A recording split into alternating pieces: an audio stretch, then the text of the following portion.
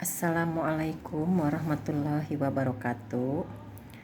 Anak-anakku sekalian, dalam pertemuan kali ini kita akan membahas materi tentang pergerakan kebangsaan Indonesia.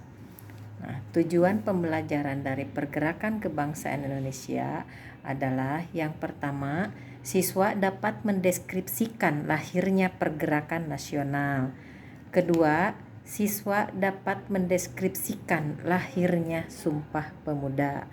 Nah, untuk lebih lanjut tentang materi pergerakan kebangsaan Indonesia, kita akan awali dari latar belakang munculnya pergerakan kebangsaan Indonesia. Nah, latar belakang munculnya pergerakan kebangsaan Indonesia diawali pada abad ke-20 menjadi periode penting bagi bangsa Indonesia, di mana Indonesia mengalami fase yang disebut dengan kebangkitan nasional.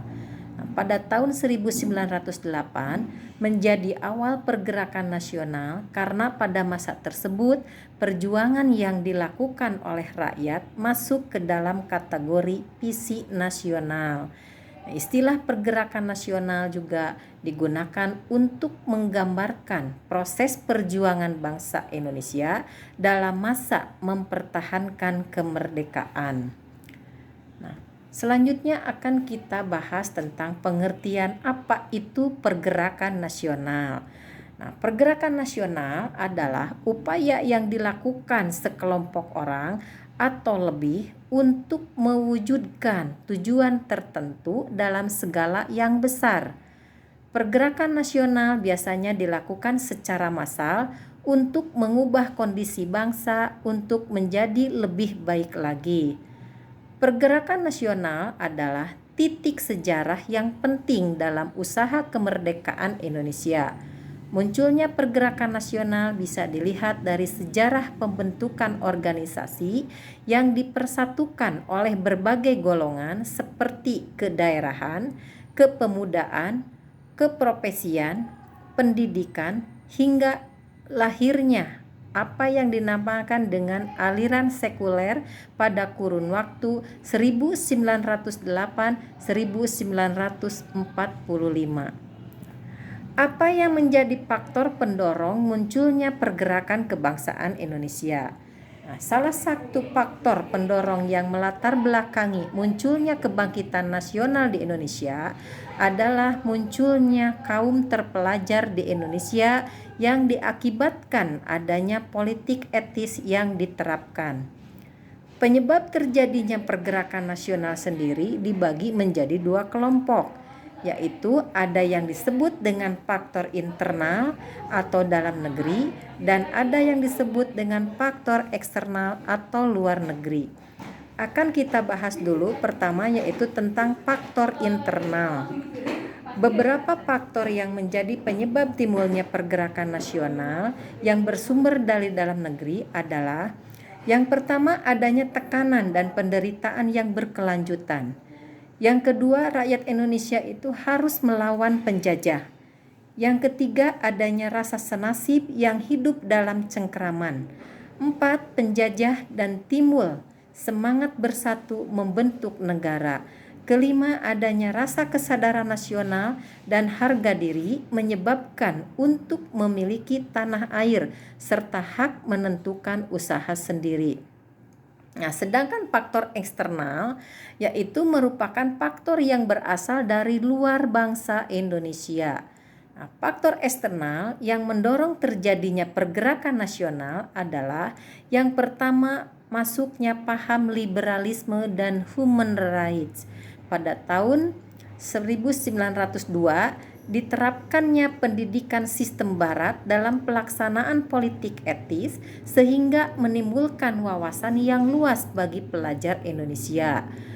Kemenangan Jepang terhadap Rusia tahun 1905 yang membangkitkan rasa percaya diri bagi rakyat Asia Afrika dan bangkit untuk melawan penjajah. Selanjutnya ada yang dinamakan dengan Gerakan Turki Muda pada tahun 1896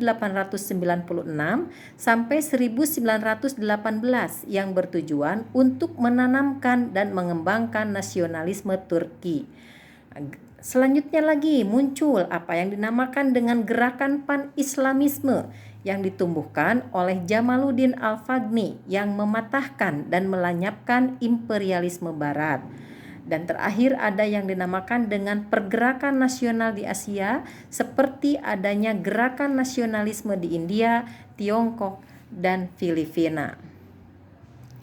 Nah, tujuan dari munculnya pergerakan nasional adalah mencapai kemerdekaan bangsa Indonesia yang bebas dari belenggu penjajahan dan pihak kolonial asing yang sangat merugikan bangsa Indonesia. Nah, organisasi-organisasi pergerakan nasional inilah yang berupaya untuk menentukan nasib bangsanya sendiri dan juga demi kesejahteraan seluruh rakyat Indonesia.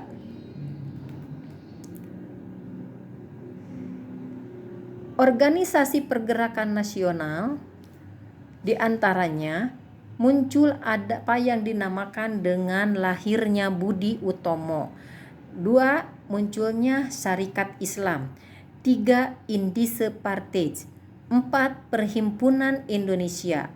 5. Indise Sosial Demokratische Vereniging atau yang disebut dengan istilah ISDP. 6. Partai Nasional Indonesia. 7. Muhammadiyah. 8. Gerakan Pemuda Seluruh Indonesia. 9. Organisasi Kepanduan. 10. Taman Siswa. 11. Partai Komunis Indonesia. 12. Partai Indonesia atau yang disebut dengan Partindo. Dan ke-13 apa yang dinamakan dengan Gerakan Wanita. Itulah organisasi-organisasi pergerakan nasional yang muncul di Indonesia. Nah, sedangkan tokoh-tokoh penggeraknya tokoh penggerak kebangsaan Indonesia diantaranya ada Dr. Sutomo, ada Dr. H. Os Cokro Aminoto, Muhammad Hatta, Soekarno, Ki Hajar Dewantara, Muhammad Yamin, dan Dowes Dekker. Nah, tokoh-tokoh tersebut di atas merupakan beberapa dari sekian banyak tokoh intelektual yang sangat berpengaruh dalam pergerakan bangsa Indonesia pada masa-masa tersebut dan pada saatnya pemikiran mereka diwujudkan dalam Sumpah Pemuda dan persiapan kemerdekaan.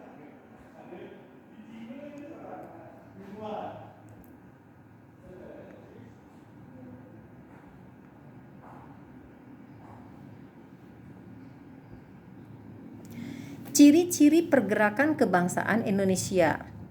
Yang pertama bersifat kebangsaan atau nasionalis. Kedua, pergerakan memakai sistem organisasi yang lebih teratur dan tidak hanya terpusat pada pimpinan. Ketiga, pergerakan dilakukan oleh kalangan berpendidikan atau kalangan pelajar yang memiliki pandangan jauh ke depan. Keempat, perjuangan tidak bersifat fisik, dengan kata lain tidak menggunakan senjata. Kelima, berupa sebuah gerakan dalam bentuk pendidikan, ekonomi, dan politik.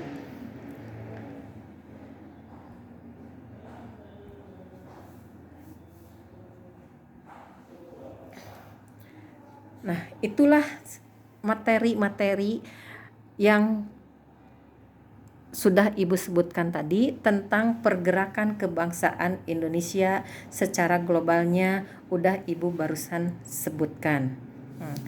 Ibu harapkan sesudah membahas materi ini ya, kalian bisa memahami dan mengerti apa yang Ibu sebutkan. Nah, setelah mengutarakan materi ini, diharapkan guru bisa membimbing siswa untuk menyimpulkan materi pembelajaran melalui tanya jawab klasikal dan mendorong siswa untuk selalu bersyukur atas karunia Tuhan. Yang kedua, guru melakukan refleksi dengan siswa atas manfaat proses pembelajaran yang telah dilakukan. Yang ketiga, guru memberikan umpan balik atas proses pembelajaran dan hasil telaah individu maupun kelompok. Demikian materi tentang pergerakan kebangsaan Indonesia. Assalamualaikum warahmatullahi wabarakatuh.